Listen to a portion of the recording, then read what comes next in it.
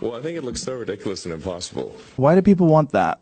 We always want things to be weird, right? We want, like, the flat earth one is my favorite one because it just would, could you imagine if they're right?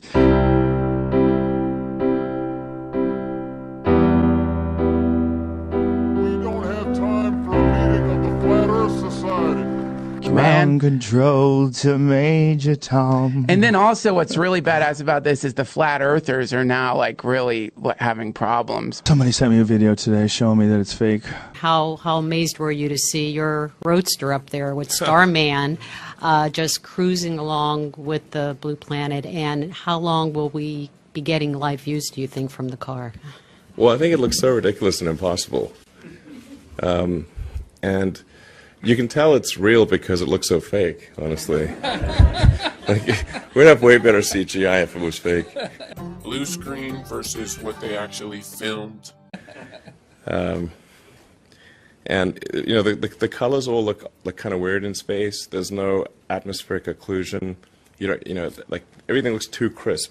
Somebody on Twitter showed me that this is fake. It's fake, bro.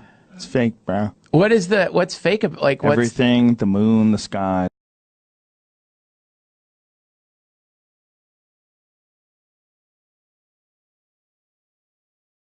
Where are the stars? Where are the stars? Where are all of the stars? The guy, the car. It just has the same seats that like a normal car has. It's just literally a normal car in space. I'm Fraser Kane, the publisher of Universe Today. Let's look close to home, in orbit around the planet at the International Space Station. A piece of bare metal in space under constant sunlight can get as hot as 260 degrees Celsius. This is dangerous to astronauts who have to work outside the station. If they need to handle bare metal, they wrap it in special coatings or blankets to protect themselves. And yet in the shade, an object will cool down to minus 100 degrees Celsius. Astronauts can experience vast differences in temperature between the side facing the sun and the side in shadow. Their spacesuits compensate using heaters and cooling systems.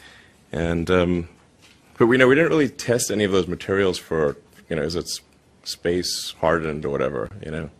So, and I think that's just the imagery of it is something that's going to get people excited around the world. Fake, fake, fake, fake, fake. And it's still tripping me out. I mean, I'm tripping balls here. What's crazy about the John Anthony West stuff and the Graham Hancock stuff is like in the way that flat earth in a delusional, insane way sort of forces you to imagine yourself existing in a universe that's completely different than what you thought. It's all CGI, bro. Imagine if they were right. Imagine all this information that shows the world is round. Thousands of years ago, people were doing calculations or sticking sticks into the ground at an equal distance and measuring them and trying to see if there's curvature. Yeah. The moon is round. The sun is round. Yeah. This is round. Huh. Kind of think, well, how big is this fucking thing? And then if you get up high enough, you can kind of see, like, wow, if it's just really big, I see like a very slight curvature. Like, maybe I do. Is my mind fucking myself? Right. The world is actually flat, and then gravity isn't real either. Everybody's wrong. Yeah. Oh my I stopped God, getting the... It did just come out. What? That they picked up some kind of UFO. Like, the government did release UFO video. That's not our LNS though, is it? It's not. That is an LNS, dude. Well, if there's like... Look at that thing! It's rotating.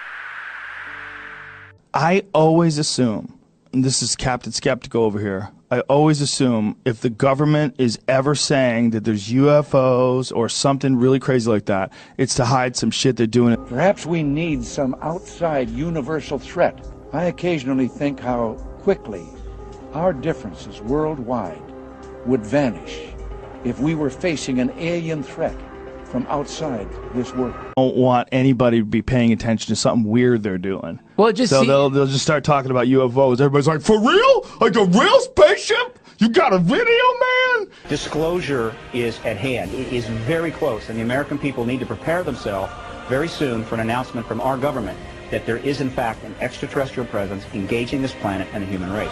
Illogical people with very little evidence believing things in almost a religious way. I think it's time to open the books on questions that have remained in the dark, on the question of government investigations of UFOs.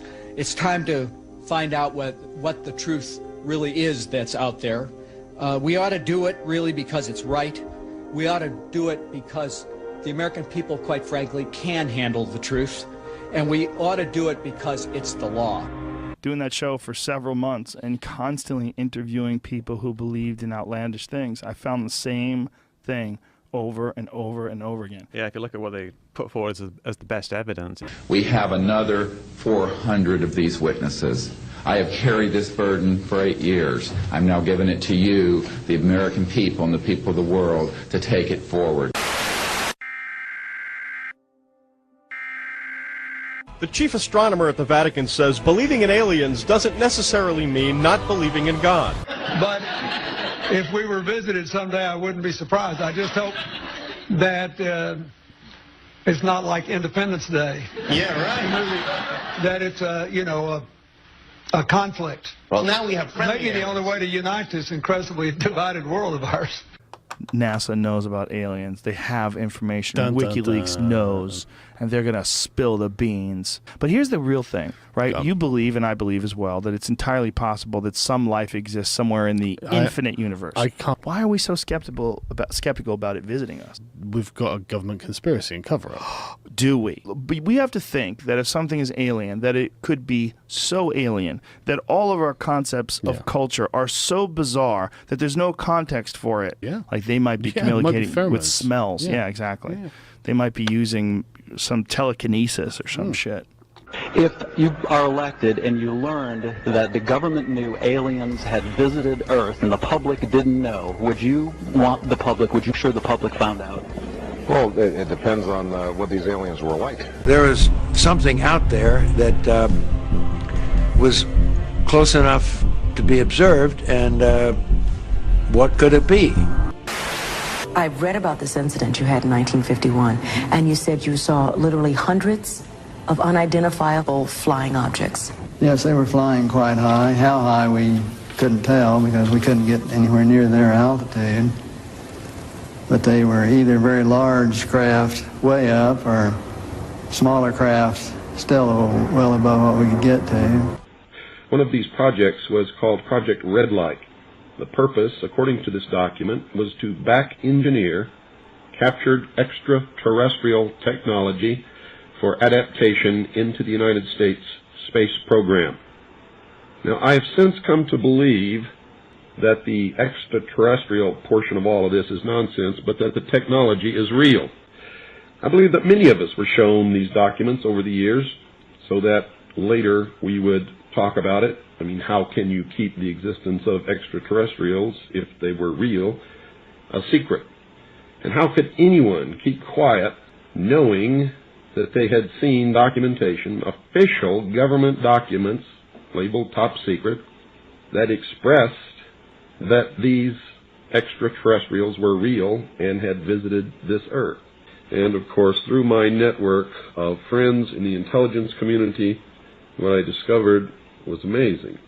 What I discovered, ladies and gentlemen, is that there has been a plan in existence since about 1917, and probably before that, to create an artificial extraterrestrial threat to this earth in order to create a one-world totalitarian socialist government.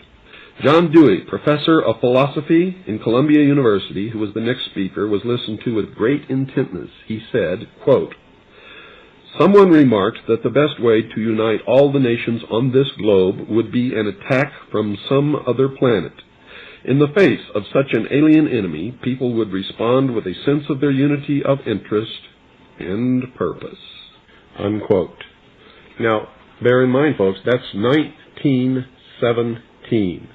One of the next documents that I found, and I found quite a few, but one that's pretty important, is called a Report from Iron Mountain, The Probability and Desirability of Permanent Peace.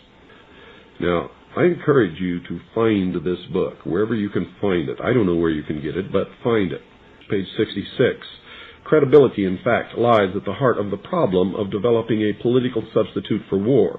This is where the space race proposals, in many ways so well suited as economic substitutes for war, fall short. The most ambitious and unrealistic space project cannot of itself generate a believable external menace.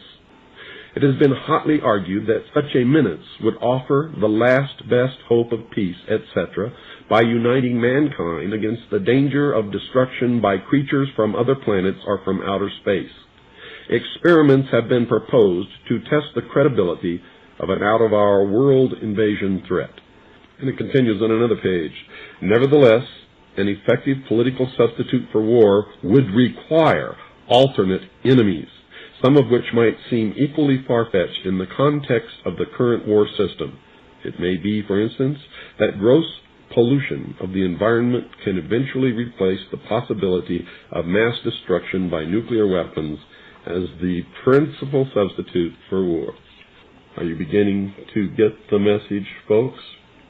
Poisoning of the air and of the principal sources of food and water supply is already well advanced, and at first glance would seem promising in this respect.